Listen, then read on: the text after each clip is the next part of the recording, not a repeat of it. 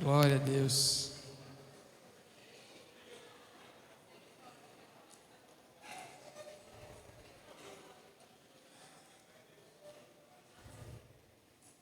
Nós vamos para a lição número 2. Essa lição que tem como base ensinamentos sobre a lei e a graça. Essa segunda lição tem como tema hoje um panorama da redenção. Um panorama da redenção. Quando a gente fala de redenção,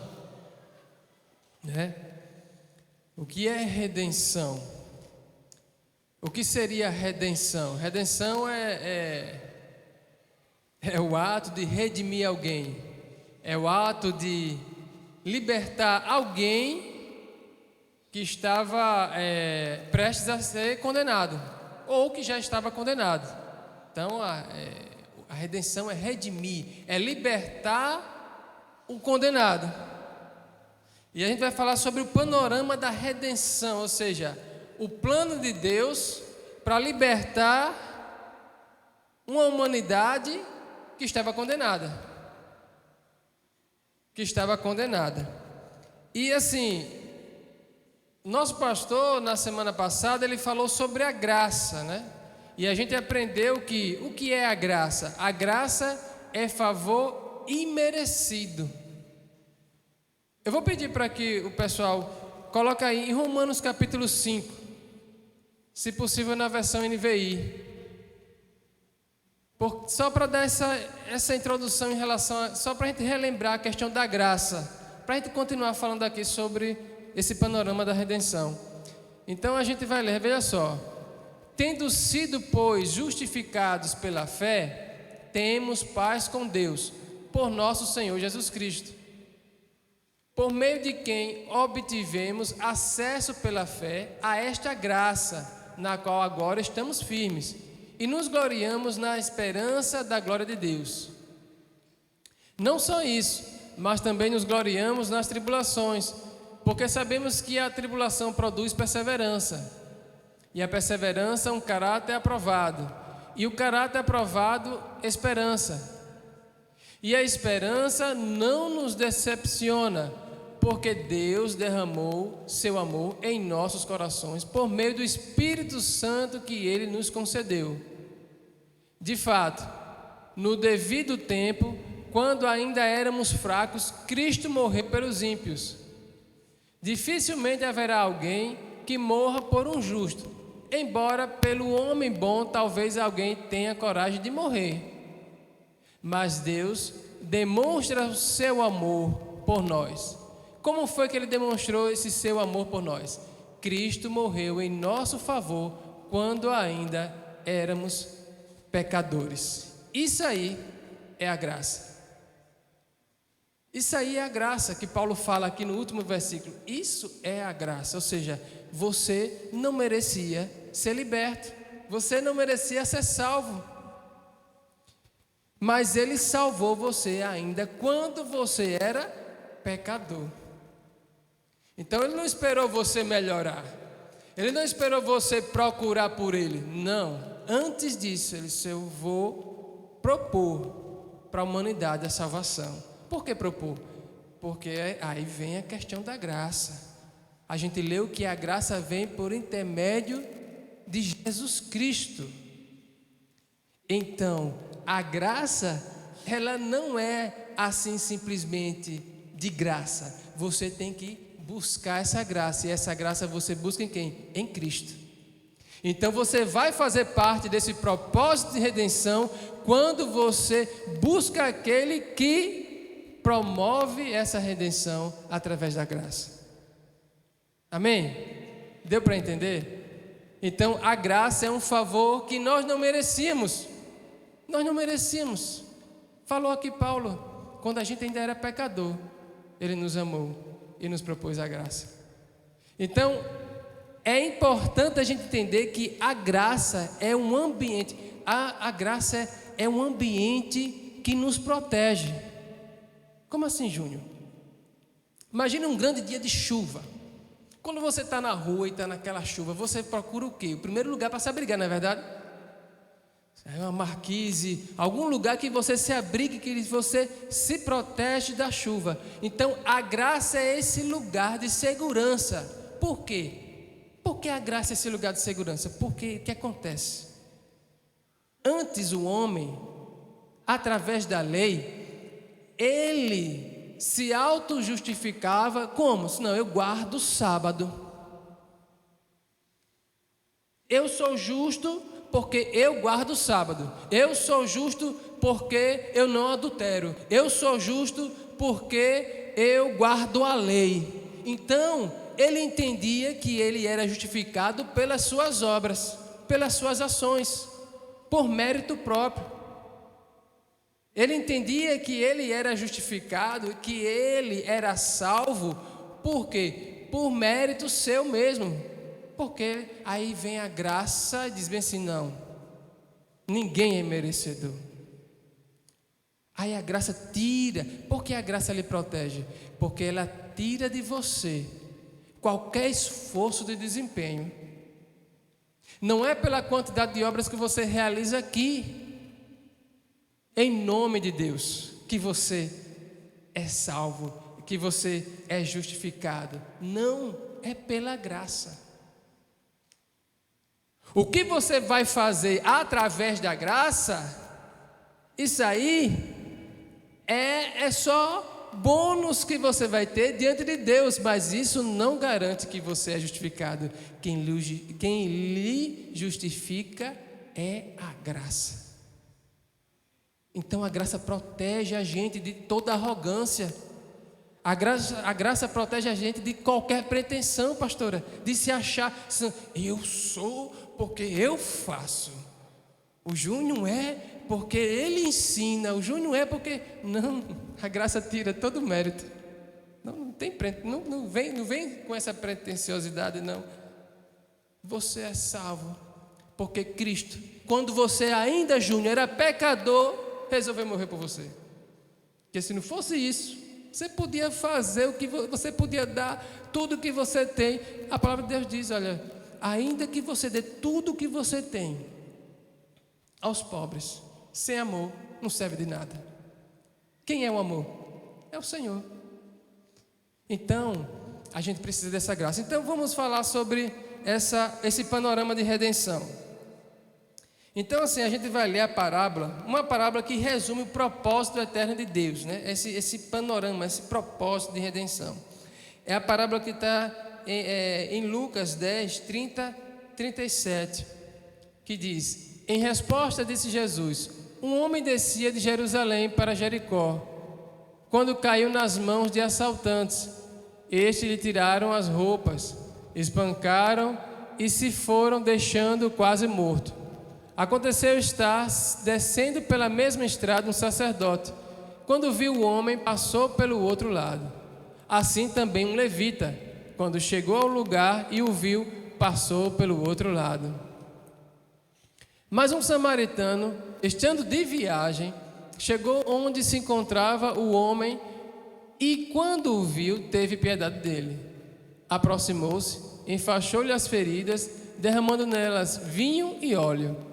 Depois colocou-o sobre o seu próprio animal, levou-o para uma hospedaria e cuidou dele. No dia seguinte, deu 2 denários ao hospedeiro e lhe disse: cuide dele. Quando eu voltar, pagarei todas as despesas que você tiver. Qual desses 3 você acha que foi o próximo do homem que caiu nas mãos dos assaltantes? Aquele que teve misericórdia dele, respondeu o perito da lei. Jesus lhe disse: vá e faça o mesmo. Vá e faça o mesmo. Então vamos entender as figuras. Algo maravilhoso assim em relação à maneira como Deus trabalha e nos ensina é que Deus ele sempre usa figuras. Você vai sempre perceber. Isso não é uma... Obrigado, meu querido.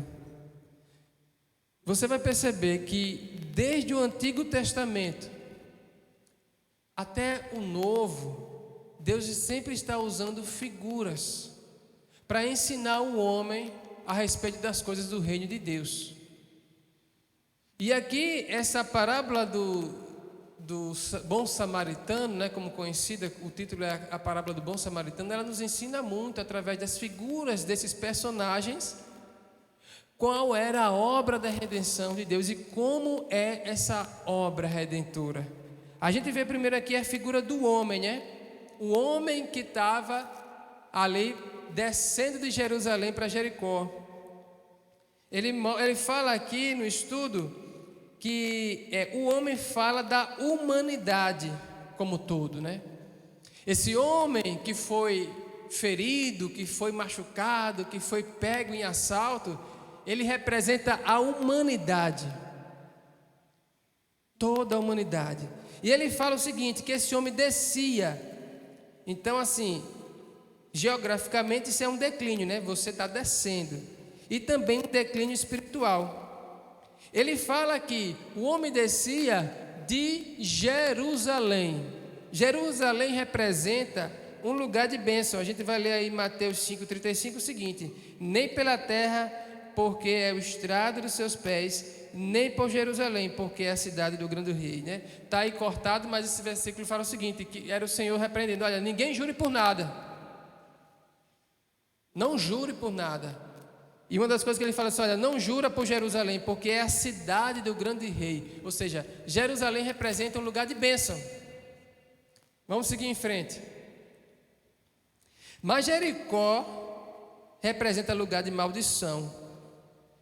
A gente vai ler aqui em Josué 6,26. Naquela ocasião, Josué pronunciou este juramento solene: maldito seja diante do Senhor o homem que reconstruir a cidade de Jericó. Ao preço do seu filho mais velho lançará os alicerces da cidade, e ao preço do seu filho mais novo porá suas portas. Ou seja, qual é a figura da história? Um homem, representa a humanidade, descia, ou seja, do lugar de bênção que é Jerusalém, para o lugar de maldição de Jericó. Essa é a história da humanidade. O homem que declina, o homem do declínio moral, o homem do declínio de relacionamento com Deus. Jerusalém, bênção, Jericó, maldição.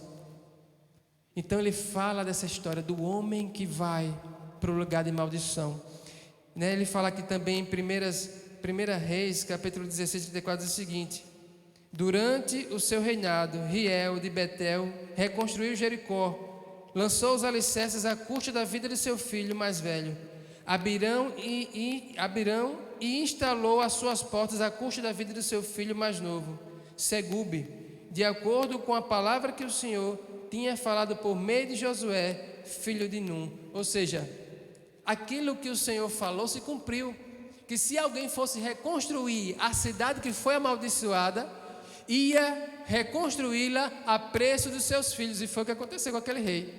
Ele perdeu o mais velho e o mais novo para poder reconstruir Jericó, porque Jericó representava aquilo que foi amaldiçoado por Deus. Então ele fala também que o homem estava meio morto, sem poder levantar, mas podendo ser ajudado. Ou seja, aquele homem que declina, que representa a humanidade, é uma humanidade que está meio morta. Ou seja, ainda há possibilidade dessa humanidade ser ajudada. Fala também da figura dos assaltantes. Em João 10:10, o ladrão vem apenas para roubar, matar e destruir. Eu vim para que tenha vida e a tenham plenamente. Ou seja, o assaltante, ele representa a figura do maligno, daquele que vem realmente para matar, pegar esse homem, essa humanidade meia morta e destruir ela, né? Destruir, acabar. Essa figura também está presente na humanidade, é a presença do maligno, que está, como está lá escrito, né? Em 1 Pedro, né? Que a gente tem que ser sóbrio e vigilante, porque o diabo está ao vosso derredor, buscando a quem possa tragar. esse demônio, esse diabo, esse ser maligno, Satanás, ele está ali sempre tentando consumir esse ato dessa humanidade que está meia morta. Ele quer consumir o ato da morte definitiva.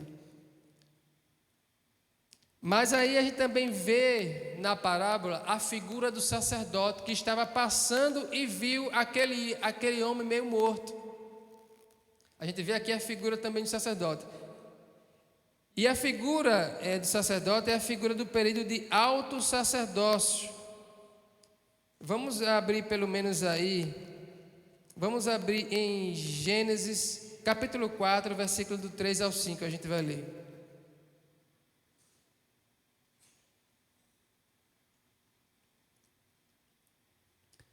Passando algum tempo, Caim trouxe do fruto da terra uma oferta ao Senhor. Abel, por sua vez, trouxe as partes das primeiras crias do seu rebanho. O Senhor aceitou como agrado Abel e sua oferta. Mas não aceitou Caim e sua oferta, por isso Caim se enfureceu e o seu rosto se transtornou. Então, assim, a gente vê aí a figura do sacerdote nessa época como não era o tempo que não havia um culto constituído, né? Um culto instituído, e cada um buscava a Deus por si só. Então, a figura do sacerdote, ela representa a figura daquele homem que buscava a Deus por si só, mas que também não tinha poder de se auto-justificar por conta disso, que não tinha como trazer essa graça redentora para a humanidade. Era o homem cada um por si. Era o homem cada um por si. Aí vamos ver o seguinte, a gente diz o seguinte, que aqui está escrito, descia pelo mesmo caminho.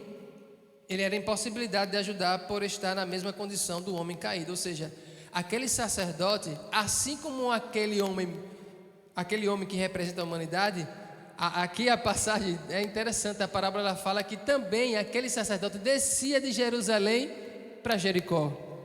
Ou seja, ele estava na mesma condição, saindo da casa da bênção, do lugar de bênção, indo para o lugar de maldição. Ou seja, o sacerdote também não podia trazer salvação, não podia trazer graça, porque ele estava na mesma condição. É claro aqui na parábola que também o sacerdote descia, ou seja, também estava em declínio. Aí a gente vem para a figura do levita. A figura do levita, ele representa o tempo da lei de Moisés, porque foi na época da lei de Moisés, né, que se instituiu o levita. E fala também que ele descia também pelo caminho, impossibilidade de ajudar por estar também na mesma condição. Ou seja, o levita também na parábola fala que ele também descia nesse caminho. O levita, por ser um conhecedor da lei, ele também não tinha poder para trazer graça, essa graça redentora, porque ele também estava no mesmo caminho de declínio, do lugar de bênção para o lugar de maldição. A gente vai ver outra figura, aí a gente vê a figura do samaritano. Aí sim, a figura do samaritano é a figura de Cristo e a obra de redenção. Porque na parábola fala o seguinte, que diferente do homem, diferente do sacerdote, diferente do levita, aquele homem estava de passagem. Veja como isso liga com Jesus Cristo. Jesus Cristo estava aqui de passagem. Ele não ia no mesmo caminho do levita. Ele não ia no mesmo caminho do sacerdote. Ele não estava no mesmo caminho do homem. Ele estava de passagem. E como ele estava de passagem, ele não fazia a mesma trajetória. Era o único que podia oferecer ajuda. Por quê? Porque não estava na mesma condição daquelas três figuras. Era o único que poderia oferecer ajuda. E é interessante porque o samaritano ele representa a figura do homem que é meio judeu e meio gentil. Isso é interessante. Sabe por quê? Porque ele diz, o samaritano, ele tinha uma questão, porque era o seguinte, quando a gente começa a ler a Bíblia, principalmente no Novo Testamento, a gente vê que o samaritano era a figura de uma pessoa que era odiado pelos judeus. Por quê? Porque os judeus consideravam eles um povo impuro. Um povo que um dia foi judeu, mas se misturou com outros povos pagãos. Mas não deixava de ser descendentes de judeus. A gente vê naquela história da parábola da mulher samaritana, que ela fala do nosso pai Jacó. Ou seja, eles tinham base nos ensinamentos, judaicos, hebraicos. Mas só que foi um povo que realmente se misturou, depois daquele tempo do cativeiro, foi um povo que se misturou com outros povos pagãos. E aí, de certa forma, aqui a gente vê a figura de um povo que tem sim uma descendência judaica, mas também tem um coração um pouco do gentil, dos outros povos. E aí a gente vê em Jesus Cristo essa figura, a figura de quem? Daquele bom samaritano, que é a figura de quem veio trazer salvação não somente para os judeus, mas também para todos os outros povos, Era o Deus não somente de Abraão, de Isaac e Jacó, mas também era o Deus de todo aquele que o buscasse.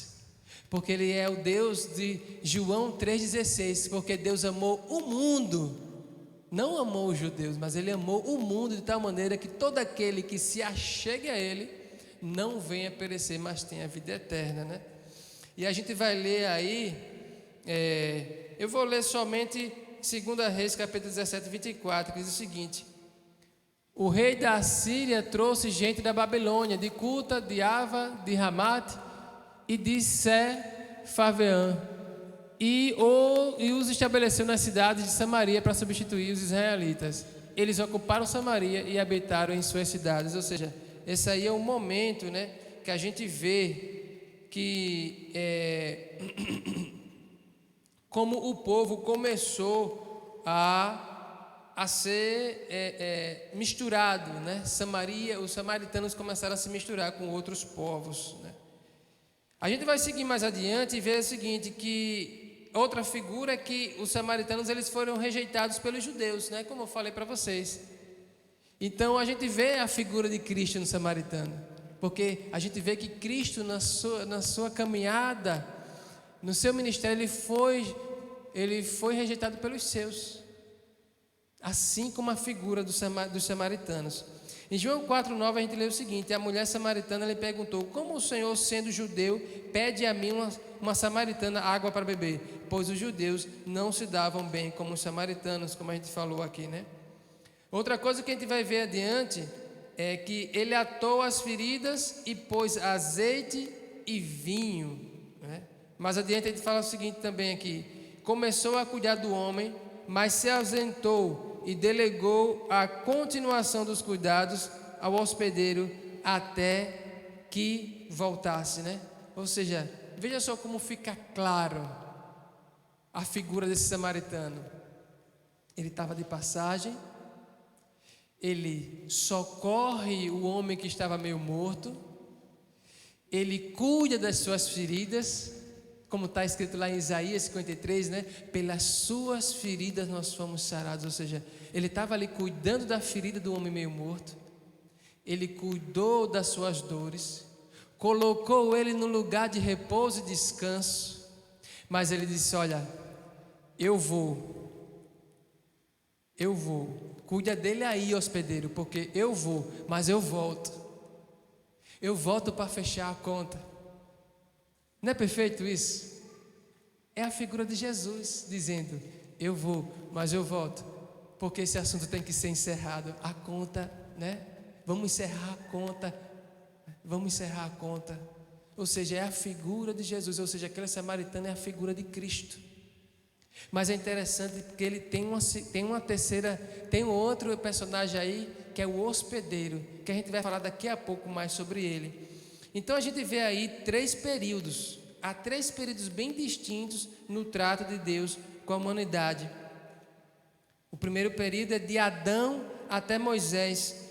Vamos ler aqui em Romanos 5, 12 e 14, que diz: portanto, da mesma forma como o pecado entrou no mundo por um homem, e pelo pecado a morte, assim também a morte veio a todos os homens, a todos, porque todos pecaram. Pois antes de ser dada a lei, o pecado já estava no mundo, mas o pecado não é levado em conta quando não existe a lei. Todavia, a morte reinou desde o tempo de Adão até o de Moisés, mesmo sobre aqueles que não cometeram pecado semelhante à transgressão de Adão, o qual era um tipo daquele que havia de vir. Então a gente vê o primeiro período de Adão até Moisés. Era o tempo que não havia lei. Então o homem tinha sim uma condenação, porque, como está aqui escrito, por Adão a gente já herdou essa maldição da morte. Só que foi um período em que a morte reinava. Por que a morte reinava? Porque o homem não tinha ciência ou consciência, assim, na verdade consciência não, mas o homem não tinha ciência do que era pecado. Ainda o homem não sabia que os seus atos eram pecado, apesar que ele já vivia regido pelo maligno. Ele vivia a maldição da morte. Esse foi o primeiro período. A gente vê o segundo período, que é de Moisés até Jesus. Vamos ler aí João 1,17, diz o seguinte: pois a lei foi dada por intermédio de Moisés, a graça e a verdade vieram por intermédio de Jesus Cristo. Ou seja, então o segundo período já é o período da lei. A lei foi necessária para quê? Para dizer ao homem: olha, existe pecado, isso é pecado. Matar é pecado, roubar é pecado, adulterar é pecado, cobiçar a mulher do próximo é pecado. Então a lei veio trazer à luz a consciência do pecado. Só que o próprio Paulo fala na carta aos Romanos, diz o seguinte: olha só, que assim, quando veio a lei inflamou mais ainda o pecado, abundou ainda mais o pecado. Por que o pecado abundou? Porque quando o homem não tinha ciência do pecado, ele pecava indiscriminadamente. Só que ele, quando começou a ter ciência do pecado, o peso ficou maior. Por quê? Porque agora ele tinha consciência que era errado, mas tinha desejo de pecar. E era pior, porque agora ele não pecava, ele pecava com consciência, sabendo que estava fazendo o que era errado. Aí Paulo fala, na carta aos Romanos, que abundou o pecado no homem, abundou, a lei fez com que o pecado abundasse. Por quê? Porque agora era pior, o homem pecava sabendo que estava pecando e pecava com gosto. Isso se tornou pior. Mas aí vem o terceiro período, que é da primeira até a segunda vinda de Jesus Cristo. Vamos ler aí Romanos 5,15, que diz: entretanto, não há comparação entre a dádiva e a transgressão. De fato, muitos morreram por causa da transgressão de um só homem. Mas a graça de Deus, isto é, a dádiva pela graça de um só, Jesus Cristo, transbordou ainda mais para muitos. Ou seja, aí vem o terceiro período, que era o período em que agora veio o período da graça através de Jesus Cristo. O período realmente que veio trazer a salvação para o homem. Disse: olha, agora você teve o tempo da lei que te mostrou que era pecado, agora vem o tempo da graça, que vem fazer com que aonde abundou o pecado, venha superabundar a dádiva da graça. onde tira do homem todo critério de mérito para que pudesse alcançar salvação. A gente vai ver agora a figura do hospedeiro. O hospedeiro é o Espírito Santo que continua a obra iniciada por Jesus. João 14, 16, 17 diz o seguinte: e eu pedirei ao Pai, e Ele dará a vocês outro conselheiro, para estar com vocês para sempre, o Espírito da verdade. O mundo não pode recebê-lo, porque não vê e nem o conhece, mas vocês o conhecem, pois Ele vive com vocês e está em vocês. Mas eu afirmo que é para o bem de vocês que eu vou. Se eu não for, o conselheiro não virá para vocês, mas se eu for, eu o enviarei. Aí vem a parte maravilhosa, a figura do hospedeiro. Você percebe que o samaritano que cuidou daquele meio morto, ele não deixou aquele meio morto com qualquer pessoa, ele deixou com o hospedeiro, ou seja, o Espírito Santo. Ele deixou aquele meio morto para o Espírito Santo agora cuidar. E aonde é que o Espírito Santo habita? Através de quem o hospedeiro trabalha? Através da igreja. É através de mim e de você que esse hospedeiro trabalha, até que o dono, até que aquele que começou o cuidado com o meio morto volte. Então você é aquele que hospeda o hospedeiro. Esse hospedeiro maravilhoso é esse, é o Espírito Santo. É interessante que eu estava comentando com o pessoal na célula sobre isso, porque era o seguinte: antes tudo era pela lei, mas agora não, é pela graça. E a graça, ela foi importante para trazer não somente salvação, mas foi importante para trazer em nossas vidas a presença do Espírito Santo, porque Jesus disse: olha, eu preciso ir, porque se eu não for, o Consolador, o outro Consolador não pode continuar a obra em vocês, é necessário. E por que era necessário o Espírito Santo? O Espírito Santo, eu ouvi uma pregação, uma ministração do pastor Luciano Subirá, que ele dizia: olha, não veja o Espírito Santo como um estepe, né, como um pneu que você coloca enquanto o outro está indo para a borracharia para ser consertado. Não, Jesus ele deixa claro, diz, não é necessário que ele venha, porque ele vem com poder.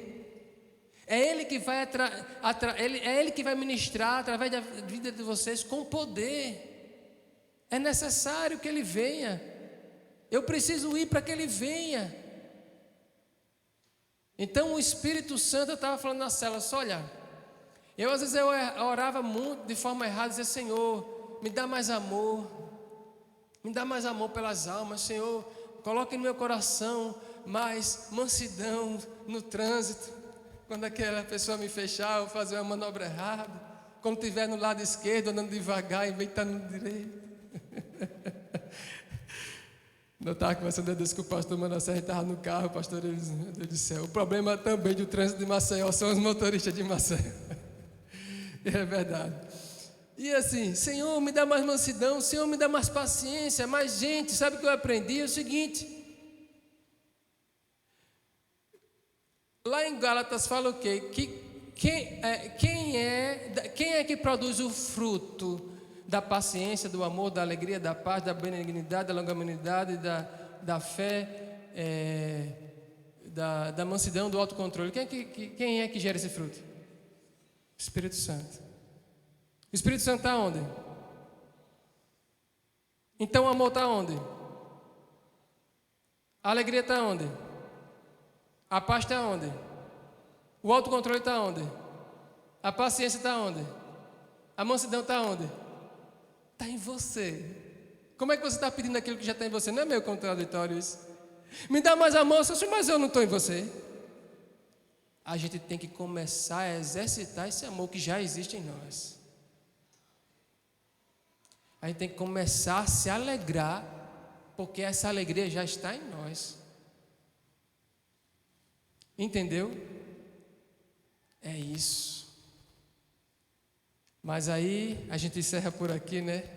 Na próxima aula a gente vai falar mais, vai seguir em frente em respeito desse assunto. Amém, queridos? Vamos ficar de pé? Pastora? Amém? Vamos adorar o Senhor através das ofertas, né?